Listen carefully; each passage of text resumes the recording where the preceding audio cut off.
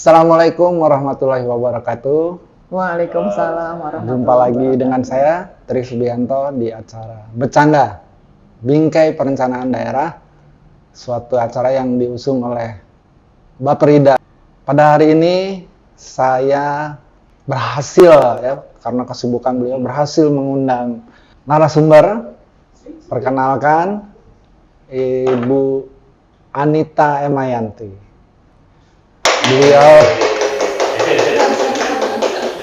Beliau adalah seorang perencana ahli madya, ya.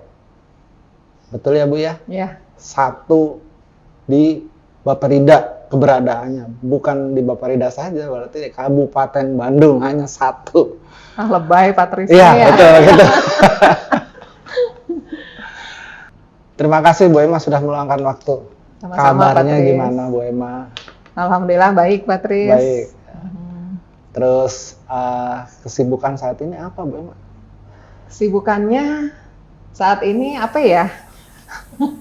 Yang pertama sih lagi sibuk nih ngumpulin dokumen-dokumen keluaran PD ya. Sebagai bahan untuk penghitungan formasi perencana Patris. Jadi kalau di Kabupaten Bandung memang selama ini formasi perencananya itu masih parsial per dinas. Nah sekarang kita itu sedang menghitung untuk kebutuhan fungsional perencana sekabupaten. Ya. Jadi memang tahapan pertamanya adalah mengumpulkan dokumen keluaran dari semua PD, Patris. Dari semua PD. Itu dulu ya. Itu yang kedua, ya kita ngobrol-ngobrol dengan lintas-lintas bidang lah ya, untuk merumuskan arah kebijakan untuk bahan di RPJPD, Rencana Pembangunan Jangka Panjang Daerah untuk 20 tahun ke depan, Patris. Siap. Itu ya. Dan ya kesibukan-kesibukan lain. Iya. Itu mungkin. Nah, ini agak lanjut ke pertanyaan berikutnya, mungkin agak personal nih, mohon maaf. Kalau saya perhatikan kan Bu Ema ini banyak malang melintang di struktural gitu ya. Saya lihat dulu di Bapopsi kalau nggak salah ya, kemudian pindah Bapapsi. lagi ya Bapapsi. Sebagai kepala bidang. Kalau menurut saya satu strip lagi itu jadi kepala dinas gitu ya. tiba-tiba kok loncat ke fungsional. Ini kira-kira cita-cita atau memang pelarian gitu? Mohon maaf Bu Ema, mangga. Aduh Patris, jadi kalau bicara karir ya, jadi kan saya masuk tuh 94, tahun 94. Pertama itu CPNS di Bapeda. Ya. Dari CPNS, kemudian jadi PNS, tahun 99 berkesempatan saya dapat beasiswa, itu sekolah ya. Di Perencanaan Wilayah dan Kota di ITB. Alhamdulillah, balik 2022. Nah, sebetulnya saya lulus S2 itu, Patris, 2002 tuh sudah pengen ke fungsional perencana. Tahun 2002. Jadi 98 tuh dulu ya, zaman awal-awal di Bapeda itu, setiap staf di Bapeda dulu suka diberi kesempatan untuk ikut kursus TMPP, Teknik dan Manajemen Perencanaan Pembangunan Daerah. Tingkat dasar, tingkat lanjutan, itu di UI, Patris dulu. Nah, dari situ, tahun itu tuh sebetulnya sudah ada kabupaten kota yang sudah memiliki fungsional perencana. Nah, 2002 saya lulus S2, nah saya sebenarnya pengen ke fungsional perencana, tapi kok di Kabupaten Bandung sayangnya nggak ada formasi itu gitu. Jadi, ya sudah, bersabar sampai saya akhirnya di Bapeda itu bisa jadi kabid fisik ya dulu, kemudian jadi kabid ekonomi itu pernah juga. Dari situ saya pindah ke Bapapsi, disuruh ngurusin IT. Coba bayangin saya disuruh ngurusin jaringan gitu ya, ngurusin aplikasi kayak gitu Patris. Lanjut lagi, kemudian saya 2 tahun terakhir di struktural itu di Dinas Koperasi dan UKM gitu. Kalau di struktural itu memang kita harus siap pindah kemanapun gitu. Yang memang bidangnya itu memang kita mungkin nggak kuasai gitu. Nah, sampailah saya tiap tahun tuh masih terus nyari ya. Saya pengen ke fungsional gitu. Terutama karena saya mungkin lama di perencanaan. Jadi saya pikir yang saya kuasai, walaupun sekarang itu sudah berkembang ya, namanya ilmu tuh terus berkembang, regulasi juga terus berganti. Saya terus nyari sampai 2020 itu saya lihat ada apa ya, ibaratnya tawaran untuk pindah jabatan gitu. Sayangnya waktu itu pun saya tanya-tanya ke Bapeda itu nggak ada formasinya Pak Tris, seperti itu. Tapi saya terus gitu ya, saya merapat juga ke BKPSDM. Saya ingat banget waktu itu kabitnya Pak Yudi Heriana. Hatur nuhun Pak Yudi nih. Dulu saya dibantu ya untuk bisa pindah ke fungsional perencana, dan kebetulan bareng Pak Budi, itu soulmate-nya Pak Tris. Budi, Iya, itu ya. Mang Budi, Om Budi ya. Jadi waktu itu bareng tuh. Nyusun persyaratannya, bikin surat gitu ya. Jadi waktu itu sebetulnya selain ke perencana, saya minat juga waktu itu saran dari kepegawaian, Bu, analis kebijakan coba katanya. Cuman itu nggak ada kejelasan. Akhirnya alhamdulillah untuk masukin permohonan untuk uji kom perencana. Tahun 2021 saya bisa ikut uji kom perencana dan alhamdulillah lulus. Tahap pertamanya itu tes tulis dulu. Zaman itu masih COVID ya. Saya ujiannya juga online, Pak Tris. Alhamdulillah lulus. Kalau Madya itu ada wawancaranya. Jadi waktu itu wawancara gitu. Ya alhamdulillah setelah wawancara itu langsung hasilnya dikeluarin. Lulus katanya. Ya udah nggak lama rekomendasi keluar dari Bappenas. Seminggu kemudian saya bisa dilantik jadi fungsional perencana. Jadi saya berpikir kalau di struktural itu kan memang kita harus siap dipindah kemana aja gitu ya. Dengan usia saya sekarang nih sudah mendekati 55 gitu. Kalau saya harus masih berpindah-pindah tempat, aduh rasanya udah nggak sanggup gitu ya. Karena kan harus adaptasi dengan rekan, atas, bawah, samping, kemudian juga substansi gitu ya. Jadi saya putuskan, saya harus menetap di satu tempat yang memang saya nggak akan dipindah kemana-mana, jadi saya bisa fokus gitu. Itu mungkin Pak Tris, jadi memang alhamdulillah ini cita-cita ya, dari 21 tahun yang lalu lah gitu ya. Dari 2002 saya dilantik tahun 2021 akhir ya. Jadi hampir 20 tahun mungkin ini cita-cita alhamdulillah bisa tercapai. Gitu Pak Tris ya dongengnya. Ya, jadi besar di perencanaan mungkin ya. Sekitar 16 tahun ya. Lahir di perencanaan. Kemudian sempat malang melintang di dunia perstrukturan. Iya, perstrukturan. Kemudian menunggu, memang sudah jadi cita-cita dari 2002. Ini dari 2002. Pelantikan 2021 waktu itu. Ketika selesai S2 2002, berarti sudah 22 tahun yang lalu ya sebenarnya ingin terjun ke fungsional. Cuman celah belum ada ketika itu mungkin ya. Formasi jabatannya nggak ada. Nah, ini sekarang kan Bu Emma posisi di ahli perencana Madya ya. Nah, di bawah itu mungkin ada ahli perencana muda, kemudian di bawahnya lagi ada ahli perencana pertama. Nah, mungkin itu dari sisi ini ada perbedaannya apa ya? Saya jelaskan dulu Pak Tris, jadi kalau untuk jadi fungsional itu ada beberapa jalur ya. Yang pertama itu bisa dari pengangkatan pertama. Jadi begitu CPNS-nya itu memang mereka sudah jabatannya itu perencana. Jadi kalau dari CPNS itu ahli pertama. Ahli pertama. Kemudian ada juga kayak saya ini pindah jalur. Jadi dari struktural pindah ke fungsional gitu ya. Itu melalui Ujikom. Kalau yang pertama itu mereka nggak pakai Ujikom tapi nanti ada diklat gitu. Kalau yang pindah jabatan kayak Om Budi, kayak saya itu pindah dari struktural ke fungsional itu melalui uji kompetensi.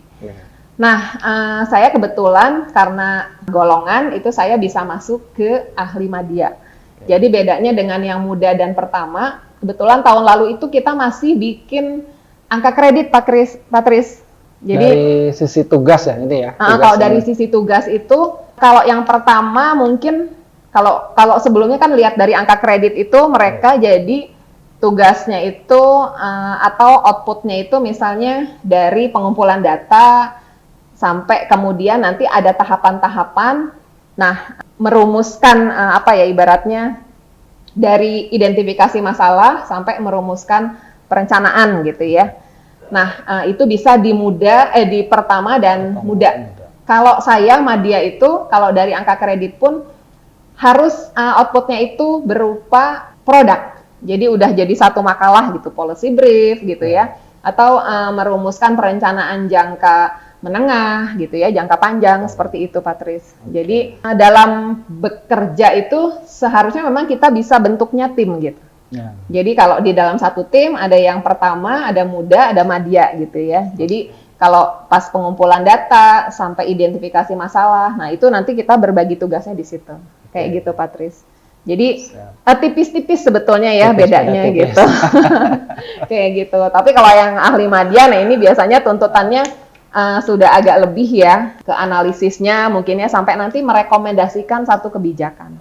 Itu kira-kira, Patris. Jadi clue-nya hanya beda tipis saja gitu. Beda tipis. Ya? Dan kita memang sekarang itu nggak bisa kerja sendiri ya. Jadi memang harus semuanya itu tim. Apalagi menuju agile organization ya. Jadi organisasi yang cair itu mengharuskan ada bentukan, ada tim-tim gitu ya. Nah itu seperti itu, Patris. Jadi kalaupun masih dia perencana muda atau pertama, kalau kita lihat mampu, itu bisa diberi kepercayaan jadi ketua tim gitu. Jadi memang harus dibiasakan seperti itu, dan tim-tim itu juga mungkin bisa lintas dinas, Pak. Itu dimungkinkan seperti itu. Iya. Lanjut ke sebentar.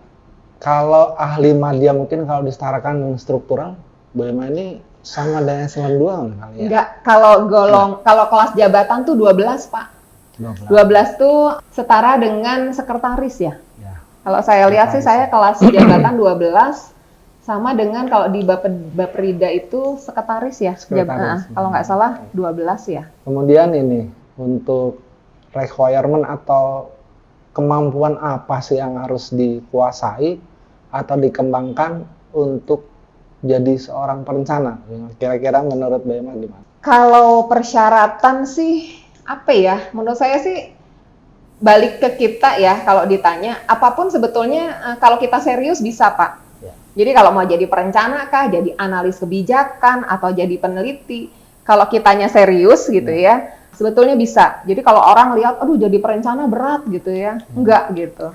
Jadi kalau jadi perencana tuh sebetulnya yang dibutuhkan kita bisa melakukan identifikasi masalah. Jadi dari identifikasi masalah, kemudian kita bisa melihat juga apa sih potensi yang dimiliki gitu ya. Sampai kemudian nanti harapan atau kondisi ideal seperti apa. Nah sebetulnya merencana mah gampang, Patris. Jadi kalau kita bisa melakukan identifikasi masalah gitu ya, sama aja sebetulnya kalau di rumah juga. Identifikasi masalah, oh iya sudah banyak bocor nih, rumah udah kusam, berarti butuh apa? Butuh dicat gitu ya, bocor berarti harus diperbaiki supaya nggak bocor gitu. Gitu sih, Patris, sebetulnya sekarang itu ya apalagi Gen Z, Patris, ada YouTube, ada segala macam ya, ilmu itu udah banyak bisa dipelajari gitu. Yang penting sih, literasi. Nah itu, nah itu Patris, kuncinya itu aja. Kalau malas baca nih ya, dengerin aja YouTube gitu, itu udah banyak banget gitu ilmu. Yang penting kita mau gitu. Jadi kalau ditanya, Bu Emma, saya pengen jadi perencana nih, apa syaratnya? Ya udah, sebetulnya gampang gitu. Hanya kalau untuk yang pindah jabatan ya harus uji kom gitu. Itu aja sih, Patris gitu. Enggak, jadi jangan membayangkan, wah jadi perencana mah susah gitu, enggak gitu. Kuncinya itu aja. Ya. Baca gitu ya. Baca, literasinya harus ini ya. Iya itu aja sih, Patris. Ya. Baik di tingkat mungkin internasional, regional. Ya memang dituntut nasional, gitu ya. Gitu jadi kalau perencana itu kan sebenarnya mirip aja sih sama apa ya, dukun gitu. Jadi kita harus bisa memprediksi 5 tahun ke depan tuh kayak apa sih gitu Kabupaten Bandung gitu ya. Apalagi sekarang kita lagi nyusun 20 tahun ke depan. Kebayang nggak, Patris, 20 tahun ke depan tuh kayak apa sih gitu ya. Nah untuk itu ada teknik-teknik gitu, sebetulnya bisa dipelajari juga gitu. Alhamdulillah kalau di Baprida ini banyaklah teman-teman yang sudah ahli ya. Adalah beberapa kita bisa asal sering kita diskusi. Kemudian juga ada pendampingan dari Bapeda Provinsi. Jadi Bapeda Provinsi pun terakhir kita diajarin tuh untuk melakukan proyeksi-proyeksi ya. Proyeksi laju pertumbuhan ekonomi, kemudian juga memang kita dituntut harus tahu kondisi regional, kondisi nasional, kondisi global. Jadi kalau jadi perencana tuh memang harus dituntut gitu, Patris. Jadi harus tahu dunia luarnya kayak apa gitu ya. Kayak gitu, Patris. Tapi asik deh. Nggak membosankan gitu ya. Gitu, Patris. Kemudian saya mau tanya, kira-kira menurut Bu Emma nih, kondisi ideal ya sekarang, kondisi ideal sekarang mengenai perencana ya, seorang perencana atau jabatan perencana di Kabupaten Bandung dengan SDM yang ada. Boleh minum dulu ya Pak Tris? Wah, enggak. Sok, atuh Pak Tris minum juga. Bupun minum, Bupun. Kang Hamid minum juga ya. Asli nih, bukan properti ya. Asli. Tehnya enak. Jadi kalau ditanya kondisi ideal ya. Okay. Jadi kalau dilihat namanya proses pembangunan nih, semua bermula dari perencanaan. Jadi katanya kalau perencanaannya jelek, ya kita itu merencanakan kegagalan gitu. Jadi memang satu sisi ya, kami ini punya, kalau fungsional perencana tuh dituntut, atau memang juga kita punya tanggung jawab ya, bagaimana menyusun suatu perencanaan itu produk perencanaan yang baik gitu. Bagaimana perencanaan dibuat tuh berangkatnya dari data, Pak Tris. Jadi kalau datanya nggak benar, insya Allah mau benar gitu. Dan memang kita banyak dibantu ya dari data-data teman-teman BPS nih, Pak Tris. Jadi kalau untuk merencanakan satu proses pembangunan itu, sekarang itu dari mulai nasional, provinsi, kabupaten, kota sudah dikunci ya. Indikator-indikator makro yang memang harus ada, yang harus dicapai. Itu beda dengan saya keluar Bapeda itu 2010, dulu itu di dalam dokumen perencanaan itu nggak ada indikator-indikator makro yang memang kita harus nyambung sampai ke pusat gitu. Itu bedanya dengan sekarang dengan dulu ya.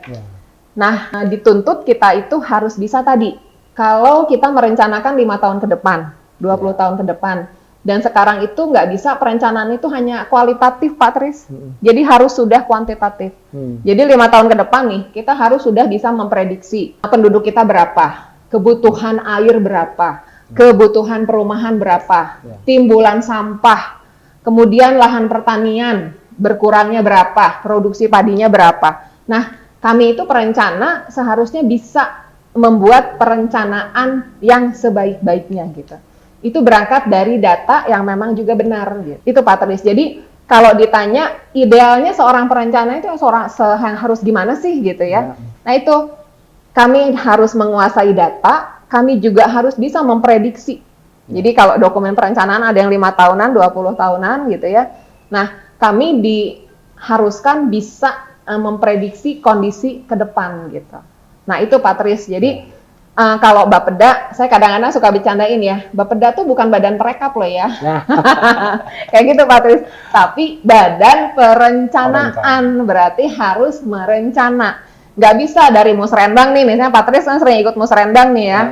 Dapat dong dari kecamatan misalnya kan, terus diapain Pak Tris? Nah itu harusnya diolah gitu. Diolah, kalau kecamatan A potensinya apa, masalahnya apa gitu. Harusnya apa gitu. Jadi nggak bisa kita hanya merekap gitu. Tapi kita harus mengenali tadi identifikasi masalahnya, potensinya gitu kan. Dan ini yang sering kali kita juga diskusikan di Bapeda. Perencanaan tuh bukan hanya perencanaan sektor gitu. Tapi sekarang kita dituntut pemeriksaan oleh BPK, BPKP, sekarang sudah mengarahnya ke tematik. Jadi kayak gitu Pak Tris. Jadi seorang perencana itu tidak boleh hanya menguasai sektornya aja gitu. Kalau sekarang mah harus banyak ngobrol, Pak Tris. Perencanaannya itu lintas sektor, Pak Tris. Kemarin bicara stunting, Pak Tris. Selesaikah oleh satu dinas gitu? Apakah itu hanya masalahnya dinas kesehatan, Pak Tris gitu? Betul. Kayak gitu, Pak Tris. Jadi sekarang mah harus banyak ngobrol lintas sektor gitu. Kayak gitu. Jadi diharapkan teman-teman perencana nih ya, walaupun kalau di Bapeda kan di Baperida sekarang tuh ada perencana di bidang infrastruktur, perencana di bidang PSDA, PPMP, nggak boleh hanya menguasai satu sektornya gitu. Tapi harus tadi sudah agile tadi ya. Dan bidang-bidang tadi harus lintas. Ini ya, melintas apa ke jadi koordinator istilahnya. Seperti gitu itu. Jadi harus dinas. Bicara stunting, bicara kemiskinan, ini kan 3 bidang perencana juga terlibat semua gitu ya. Jadi harus sudah mulai. Dan dinas-dinas pun jangan salah Pak Tris, kan di dinas juga ada perencana ya. Nah itu. Ada semua, sudah ada semua atau di beberapa dinas kecuali yang tipe B ya. Tipe B kayak dinas koperasi itu tidak punya perencana dan itu masih struktural, jadi masih kasubag program dan keuangan. Tapi rata-rata di tiap dinas itu kemarin saya punya data hasil penyetaraan itu ada 31 perencana muda, Patris. Di Bapeda sendiri ada 12 hasil penyetaraan. Kemudian di dinas-dinas itu ada 1 Kasubag program itu disetarakan jadi perencana muda. Gitu. Jadi teman-teman perencana di dinas juga harus lintas sektor gitu ya sekarang. Jadi harus ngobrol gitu. Gitu, Patris. Idealnya gitu ini sih. Jadi sebagai dasar dari proses pembangunan harus direncanakan dulu. Ada perencanaan berarti kita merencanakan kegagalan. Iya betul, Patris. Dan di balik itu ada lebih dasar lagi, data. Kalau data juga nggak benar, kita akan merencanakan yang tidak benar juga. Seperti itu, Patris. Apalagi kalau nggak ada data. Lebih parah lagi, Bu. Datanya ditembak gitu ya. Kayak gitu, Patris. Atau kita gini lah kadang-kadang ya. Saya pernah di dinas juga gitu ya. Jadi kalau target kita misalnya X nih gitu. Kalau realnya nggak tercapai gitu sebetulnya. Tapi kan masa sih gitu ya, nggak kita bilang tidak tercapai gitu ya. Nah ini hati-hati gitu. Pada saat tahun depannya kita merencanakan, ini kan datanya ada yang dimodif nih. Nah itu berarti kan harus ada percepatan. Kalaupun mau saat ditampilkan atau di akhir tahun, tercapainya sebetulnya masih sedikit lagi ya. Nah ini kan harus ada akselerasi gitu. Jadi harus tetap dikejar gitu. Kayak gitu, Patris. Menyambungkan dengan tema yang saya usung di Bercanda ini, Bu, mengenai krisis perencana. Krisis perencana. Nah ini saya lanjut ke pertanyaan berikutnya adalah tantangan. Kira-kira tantangan yang dihadapi oleh seorang perencana saat ini dalam merumuskan perencanaan. Sudah cukupkah gitu kebutuhan kita gitu sampai ke wilayah yang terkecil, taruhlah di kecamatan, apakah sudah ada perencana-perencana gitu. Gini, Patris, kalau topiknya tuh krisis perencana ya sekarang. Jadi kalau dibilang krisis, saya kebetulan punya data nih. Jadi di awal 2022 itu kan ada penyetaraan terhadap eselon 4 yang di Bapeda dan Kasubag program yang ada di dinas-dinas. Jadi ada waktu itu 31 orang perencana muda hasil penyetaraan. Sekarang itu sudah berkurang 7 orang karena promosi. Jadi saya punya datanya. Berkurang 7 orang. Berkurang 7 orang itu karena sudah promosi jadi eselon 3 gitu. Jadi yang kosong-kosong sekarang itu ya, yang tidak ada perencana itu Disduk Capil, Disparbud, DLH, kemudian juga RSUD Majalaya itu terakhir promosi. Kemudian Dispora itu promosi juga. Bapperida sendiri Kasubag programnya atau perencana mudanya itu juga sudah promosi. Kemudian Inspektorat, Dinas Kesehatan, ya. Disnaker belum. Ini kayaknya juga mau promosi nih. DLH, DPMD juga itu terakhir Bu Siti itu promosi juga gitu. Jadi Kasubag program atau sekarang jadi perencana itu sebenarnya peluangnya gede, Patris, untuk promosi gitu. Jadi kalau saya bilang krisis ya, berarti sekarang udah 7 perencana muda yang sekarang promosi. Kayak gitu. Kemudian kalau dilihat untuk pengisiannya itu kan sekarang kalau namanya fungsional nggak bisa diisi oleh dari staf misalnya JFU langsung jadi fungsional perencana misalnya, nggak bisa, harus uji kom dulu. Harus melalui uji kom, pasti. Terus kalau ditanya coba ya ke orang-orang dinas, siapa sih yang mau jadi perencana, Patris? Jadi perencana itu ya yang di Bapperida nih, orang taunya orang dinas luar taunya, aduh di Bapeda mah capek. Balik na puting wae, loba lembur kayak gitu. Terus ada nggak orang dinas yang mau ke Bapeda gitu? Coba tanya, insya Allah nggak ada, Pak. Terus yang di dinas sendiri nih, untuk ngisi jadi fungsional perencana muda di program itu harus uji kom gitu.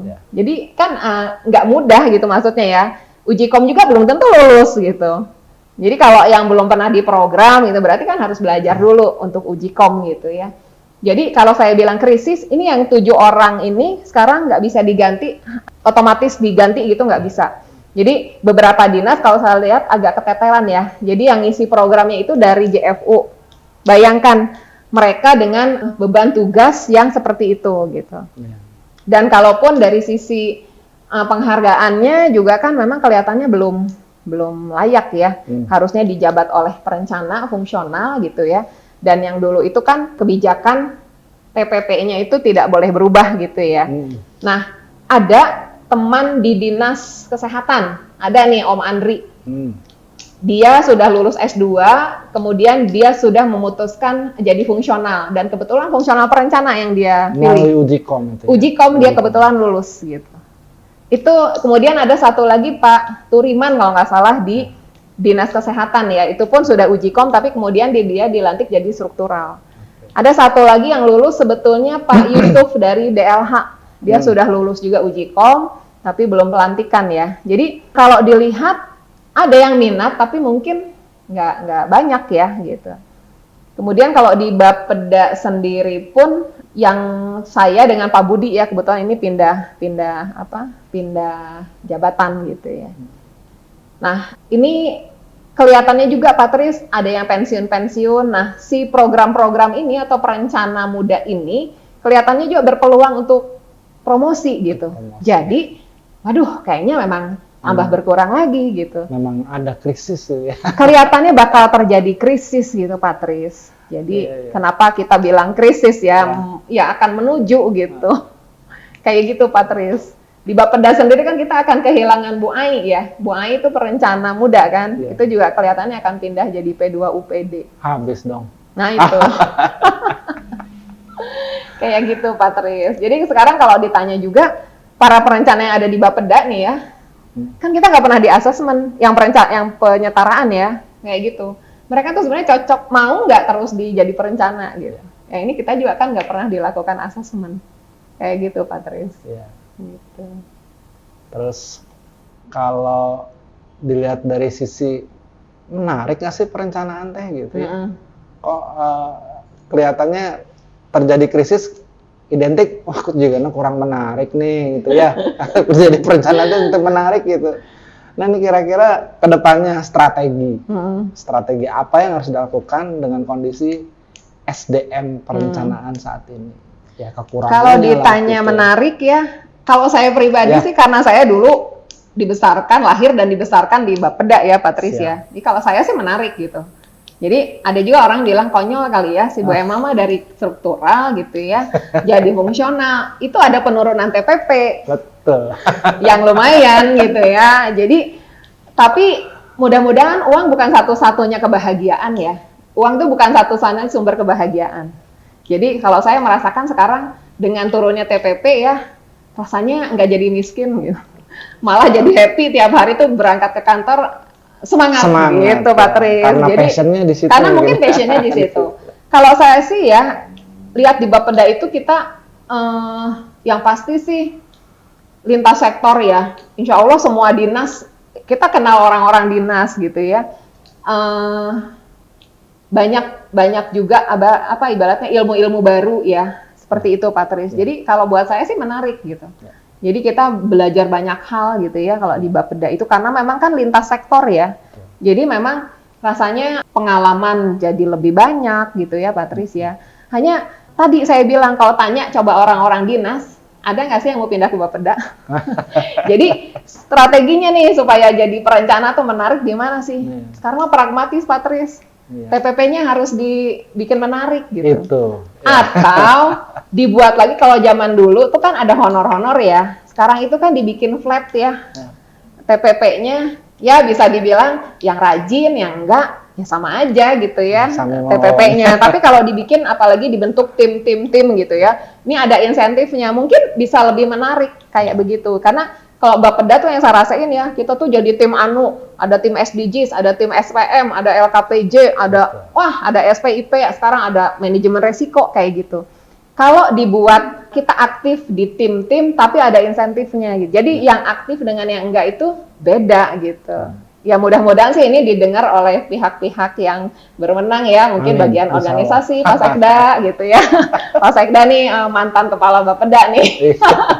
Jadi ya mudah-mudahan ya di BIMTEK juga saya waktu itu pernah ketemu Pak Sekda nih, saya sampaikan juga gitu. Dan ini juga Pak Tris, dari data ya, ini ada Yang sudah 4A nih sekarang perencana yang sudah 4A golongannya.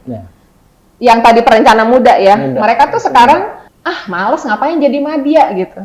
Karena TPP-nya turun gitu.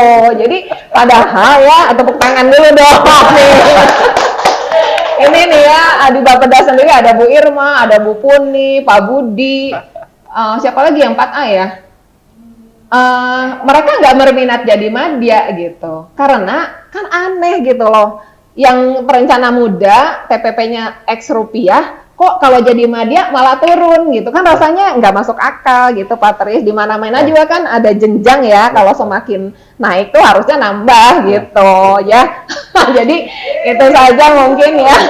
Jadi dibuat menarik itu pragmatis lah kalau menurut saya mah, dari sisi insentifnya ya lebih gitu ya, walaupun tadi saya bilang uang bukan segala-galanya, buktinya saya walaupun jadi madya dengan TPP turun, saya tambah bahagia rasanya gitu ya di Bapeda ini, di Baperida. Jadi gitu saja sih mungkin. Nah, mudah-mudahan momen sekarang penghitungan formasi perencana nih Pak Tris, ini nanti akan ketahuan ya, nanti kan ini masuk ke diverifikasi Bapeda Provinsi, kemudian disampaikan ke Bapenas, nanti akan diverif oleh Bapenas. Nanti keluarlah nih Kabupaten Bandung tuh dapat madyanya berapa gitu, mudanya berapa, pertamanya berapa. Diharapkan idealnya sih sampai kecamatan tuh punya perencana gitu. Sampai gitu kecamatan. Pak, sampai kecamatan. Iya, memang perlu itu, Bu Emma. Kalau menurut saya sangat perlu, karena mereka itu harus bisa identifikasi masalah wilayahnya. Identifikasi masalah, potensi wilayahnya antar kecamatan kan beda. Jadi nggak hanya merekap usulan desa gitu. Kayak gitu Pak Tris. Gitu kira-kira. Menarik sekali ya. Jadi benang merahnya mulai dari krisis, kemudian tantangan yang dihadapi, strateginya. Salah satunya tadi Ibu sebut, lukinnya dong dibikin menarik dulu gitu loh. Jadi orang jadi ya mudah-mudahan sih ya kepegawaian, organisasi ya, Pak Sekda nih Pak. Kemudian saya sempat mengamati juga Bu Emma ketika Bu Emma menjabat struktural ya, Kabid jadi eselon 3. Ini nggak salah nih, Bu Emma dengan sukarela terjun ke fungsional melalui Ujikom dengan kawan saya satu lagi tuh, Om Budi, gitu. Yang tukinya terjun bebas itu ya. Nah, tapi karena terjun banget sudah lah. cinta lah ya, cinta, passion terhadap perencanaan. Kemudian barangkali ada yang mau disampaikan di luar tema ini, hakikinya mengenai perencanaan, tentang krisis itu barangkali ada gitu. Kalau tidak ada, cap. Jadi kalau tadi saya bilang idealnya ada perencana sampai kecamatan ya. Kalau di desa mungkin karena bukan PNS ya, tapi mungkin nanti ini jadi bebannya Bapeda juga. Kita harus melakukan pembinaan sampai ke wilayah. Dibantu teman tadi kalau di wilayah ada perencana, di perkecamatan ada perencana ya. Nah tugas kita mungkin nanti yang sampai desa lah, karena desa sekarang tuh banyak duit. Jadi kalau banyak duit, kalau nggak bisa merencana aja nanti nggak jadi apa-apa gitu ya. Jadi kalau saya sih melihat perencanaan ini kunci ya Pak Tris ya. Jadi kan fungsi manajemen juga yang pertama itu kan perencanaan gitu ya. Jadi ini akan sangat penting. Kemudian tadi jangan sampai kita terjadi krisis perencana ya. Mungkin di fungsional lain, karena ini sekarang dunia kita nih penuh ketidakpastian, Pak Tris. Betul. Regulasi juga sekarang banyak berganti gitu ya. Memang dinamikanya luar biasa. Mudah-mudahan di kabupaten kita bisa mengimbangi gitu. Bagaimana nih? Tidak hanya perencana ya, fungsional-fungsional yang ada sekarang nih kelihatannya juga untuk pengembangan karirnya belum jelas. Jadi mudah-mudahan nih teman-teman yang di PD yang berwenang nih, mudah-mudahan juga memikirkan ke depan. Jadi kalau fungsional nih, kalau menurut saya ya, dengan jadi fungsional kita mengurangi antrian di struktural. Bayangin katanya untuk antri di struktural ini antriannya panjang Pak Tris. Jadi kalau kita jadi fungsional itu alhamdulillah mengurangi antrian di struktural nih gitu ya. Jadi kita mengurangi beban pimpinan sebetulnya kalau menurut saya ya. Jadi kalau saya sih mengimbau mudah-mudahan tidak ada lagi diskriminasi yang membedakan antara struktural dengan fungsional. Karena kita sama-sama kerja kok gitu ya. Fungsional juga mudah-mudahan tidak ada diskriminasi. Bagaimana fungsional dibikin menarik gitu ya. Seperti itu Pak Tris mungkin kalau menurut saya gitu ya. Jadi itu ya tambahannya mungkinnya di selain mengenai tema krisis tadi, jadi perencanaan harus ada di tingkat kewilayahan. Iya, gitu, idealnya sih seperti itu ya. Oke, sambung mungkin barangkali terakhir dari pembicaraan kita ini ditarik garis benang merahnya mungkin sekalian closing statement dari Bu Emma. Kalau menurut saya sih jadi apapun ya, kalau kita serius, insya Allah bisa gitu Patris. Kemudian kalau orang melihat udah jadi perencana mah ripuh, ya baliknya puting wae, lembur gitu. Kalau kita ikhlas ya, insya Allah semua jadi kebaikan gitu ya. Karena kita hanya nggak mikirin hidup di dunia aja Patris. Kita juga mudah-mudahan jabatan kita bisa jadi amal kebaikan buat kita gitu ya. Materi, jabatan, ilmu, mudah-mudahan bisa jadi amal kebaikan. Gitu. Itu aja Patris mungkin. Terima kasih. Terima kasih Bu Emma sekali lagi. Jadi daging semua ini, soalnya saya koreknya daging semua dapatnya. Mudah-mudahan diterima di telinga semua pemirsa ya. Iya. Dan mungkin saya cukupkan sampai detik ini, saat ini. Nantikan di episode bercanda berikutnya. Wassalamualaikum warahmatullahi wabarakatuh. Waalaikumsalam warahmatullahi wabarakatuh.